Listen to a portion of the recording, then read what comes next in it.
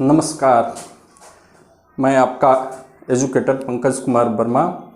आप अध्ययन कर रहे हैं हमारे साथ भूगोल नवंबर। बच्चों, मैं आशा करता हूं कि आप लोग अच्छे से इस सिलसिला को आगे बढ़ाएंगे और आप एक दूसरे का पूरक बन के अध्ययन को करते रहेंगे। चलिए, तो आज हम देखते हैं जलवायु मानसून। मीन्स कहने का क्या तात्पर्य है भारतीय मानसून? तो मानसून शब्द की उत्पत्ति मौर्य शब्द से हुई है, जो अरबी भाषा का शब्द है, जिसका इस्तेमाल अरब के नाविकों के द्वारा किया जाता था। क्योंकि यह एक व्यापारिक पवन होती थी जो 6 माह दक्षिण पश्चिम से और 6 माह उत्तर पूर्व से चला करती थी, और इस पवन के आधार पर अरब के नाविक अपना व्यापार करते थे। तो इस तरह हम मानसून के लक्षणों के बारे में जानते हुए आगे इसकी विस्तृत चर्चा करेंगे और जानेंगे कि मानसून का स्वभाव कैसा होता है। मानसून का स्वभाव हम लोग मुख्य रूप से देखें कि मानसून का स्वभाव क्या है। तो दक्षिण पश्चिम मानसून की वर्षा मौसमी है, जो जून से सितंबर तक होती है।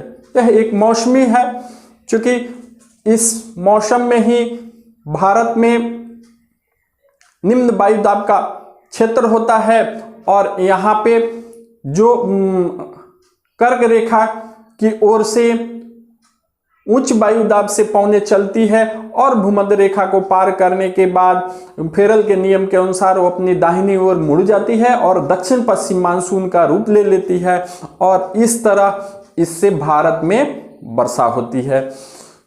दूसरा स्वभाव है कि समुद्र से जैसे जैसे दूर बढ़ती है वर्षा की मात्रा वैसे वैसे घटती जाती है। मीन्स जैसे जैसे इस पवन में नमी धारण करने की क्षमता जो रहती है, वह धीरे धीरे पर्वतों से टकराने और लौटने के क्रम में यह घनीभूत होती है ऊंचाई पे, और इससे वर्षा कराते हुए आगे बढ़ती है। तो जैसे यह केरल तट से या इधर बंगाल की खाड़ी से जो चलती हैं, ये हवाएं धीरे धीरे आगे बढ़ते बढ़ते राजस्थान तक जब पहुंचती है तो वहां बारिश नगण्य होती है, या ऐसे कहें कि मात्रा घट जाती है। तीसरा है कि मानसूनी वर्षा भू आकृति द्वारा भी नियंत्रित होती है, जिसे हम लोग पूर्व के अध्ययन में भी देखे हैं कि हमारी भू आकृति स्थलाकृति जो अलग अलग है। पर्वतीय क्षेत्रों में तापमान निम्न होता है, जिससे और इसका प्रभाव पड़ता है तटीय क्षेत्रों में, समुद्र तटीय क्षेत्रों में वो पवनें उत्पन्न होती है और धीरे धीरे आगे बढ़ती है। तो वर्षा का हम लोग वितरण चूंकि पहले भी अध्ययन में देखे हैं कि भू आकृति द्वारा नियंत्रित होती है। चौथा है कि गर्मी में वर्षा मूसलाधार होती है, जिससे पानी का बहाव बढ़ जाता है, इससे मृदा अपरदन और बाढ़ वगैरह की समस्या उत्पन्न होती है। पांचवा स्वभाव है कि भारत एक कृषि प्रधान देश है, और भारतीय अर्थव्यवस्था हम कहें तो पूर्ण रूप से मानसून पर ही निर्भर करती है।